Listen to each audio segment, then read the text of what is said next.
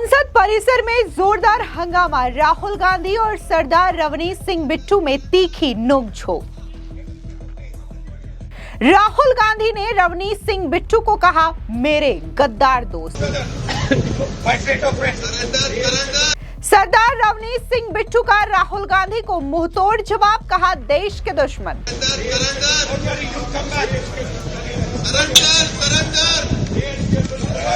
रवनीत सिंह बिट्टू ने राहुल गांधी से हाथ मिलाने से किया इनकार। संसद परिसर में बुधवार को विपक्ष के नेता राहुल गांधी और केंद्रीय मंत्री सरदार रवनीत सिंह बिट्टू के बीच तीखी नोकझोंक देखने को मिली। बता दें कि राहुल गांधी ने सरदार रवनीत सिंह बिट्टू पर तीखा हमला बोलते हुए उन्हें गद्दार कहा, जिसके बाद बीजेपी के नेता रवनीत सिंह बिट्टू ने तुरंत राहुल गांधी को मुंहतोड़ जवाब देते हुए उन्हें देश के दुश्मन से कोई लेना देना नहीं है, ये कह दिया। इसी के साथ ही रवनीत सिंह बिट्टू ने राहुल गांधी से हाथ मिलाने से भी इनकार कर दिया। तस्वीरें देखिए।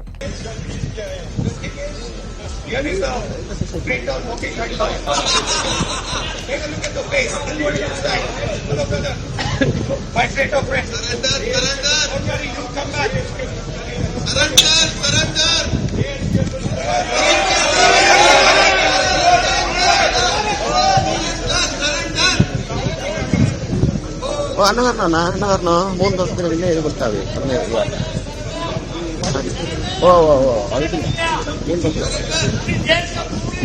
जैसा कि आप इस लाइव तस्वीरों में देख सकते हैं कि कैसे राहुल गांधी और सरदार रवनीत सिंह बिट्टू के बीच आपस में तीखी नोकझोंक देखने को मिल रही है। बता दें कि संसद के बजट सत्र के दौरान बुधवार को उस वक्त सियासी तापमान अचानक बढ़ गया जब लोकसभा में नेता प्रतिपक्ष राहुल गांधी और केंद्रीय मंत्री रवनीत सिंह बिट्टू आमने सामने आ गए। संसद परिसर में यह पूरा घटनाक्रम कैमरों में कैद हो गया, जिसने राजनीतिक गलियारों में एक नई बहस छेड़ दी है। बता दें कि कांग्रेस सांसदों के विरोध प्रदर्शन के बीच राहुल गांधी संसद पहुंचे थे और निलंबित सांसदों के समर्थन में खड़े नजर आए और इस दौरान केंद्रीय राज्य मंत्री रवनीत सिंह बिट्टू वहां से गुजर रहे थे। तभी दोनों नेताओं के बीच तीखी नोकझोंक हो गई। तस्वीरों में आप देख सकते हैं जैसे ही रवनीत सिंह बिट्टू प्रदर्शन कर रहे कांग्रेस सांसदों के पास से गुजरे, राहुल गांधी ने उनकी ओर इशारा करते हुए कमेंट कर दिया। राहुल गांधी ने ये कहा कि ये रहा गद्दार, इसका चेहरा देखो। इतना ही नहीं, राहुल गांधी ने उनसे हाथ मिलाने की कोशिश करते हुए कहा, हेलो मेरे गद्दार दोस्त, चिंता मत करो, तुम वापस कांग्रेस में ही आओगे। राहुल गांधी की इस टिप्पणी के बाद माहौल और भी ज्यादा गर्म आ गया। राहुल गांधी के कमेंट पर रवनीत सिंह बिट्टू ने तुरंत मुंहतोड़ जवाब दिया। उन्होंने राहुल गांधी से हाथ मिलाने से इनकार करते हुए पलटवार किया और कहा, देश के दुश्मन। इसके बाद दोनों नेताओं के बीच कुछ देर तक तीखी बहस होती दिखाई दी। इस पूरे घटनाक्रम ने संसद के भीतर और बाहर राजनीतिक माहौल को और भी ज्यादा गरमा दिया है। बीजेपी और कांग्रेस के बीच आरोप प्रत्यारोप का दौर तेज हो चुका है। आप भी पहले ये तस्वीरें देखिए जहां पर राहुल गांधी और रवनीत सिंह बिट्टू के बीच ये नोकझोंक देखने को मिल रही है।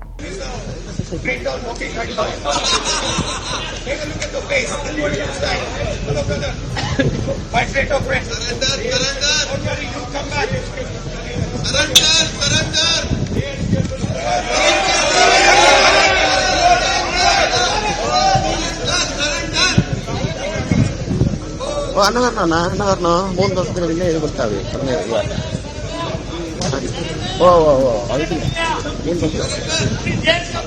आपको बता दें कि रवनीत सिंह बिट्टू साल 2024 के लोकसभा चुनाव से पहले बीजेपी में शामिल हुए थे। इससे पहले वो 3 बार कांग्रेस से सांसद रह चुके हैं। वो पहली बार साल 2009 में आनंदपुर साहिब से लोकसभा के लिए चुने गए थे। इसके बाद साल 2014 और 2019 में उन्होंने लुधियाना से जीत हासिल की। साल 2024 लोकसभा में उन्होंने लुधियाना से पंजाब कांग्रेस प्रमुख अमरिंदर सिंह राजा वरेन के खिलाफ चुनाव लड़ा और करीब 20,000 वोटों से हार गए। गए। चुनाव हारने के बावजूद उन्हें केंद्र सरकार में मंत्री बनाया गया और रेल तथा खाद्य प्रसंस्करण उद्योग के राज्य मंत्री की जिम्मेदारी दी गई और इसी से कांग्रेस और बीजेपी के नेता रवनीश सिंह बिट्टू के बीच तकरार देखने को मिली। सीधे तौर पर राहुल गांधी ने रवनीश सिंह बिट्टू को ये चेताते हुए कहा कि एक दिन वापस उन्हें कांग्रेस में ही आना है। बता दें कि संसद के बजट सत्र में मंगलवार को लोकसभा की कार्रवाई लगातार दूसरे दिन हंगामेदार रही।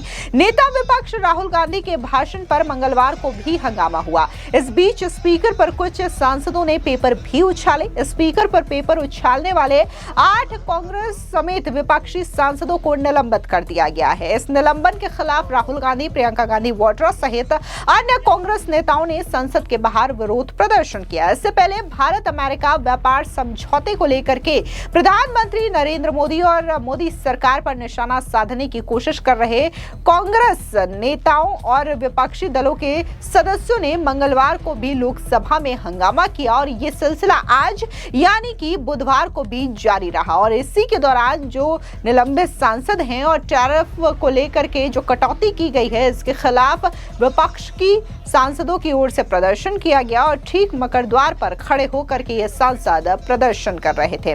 लेकिन इस बीच जिस तरीके से अमेरिका ने टैरिफ घटाया है और विपक्ष विरोध कर रहा है, इसको लेकर के बीजेपी के प्रवक्ता सुधांशु त्रिवेदी ने करारा पलटवार किया। क्या कुछ उन्होंने कहा, इस पूरे विवाद पर सुनिए।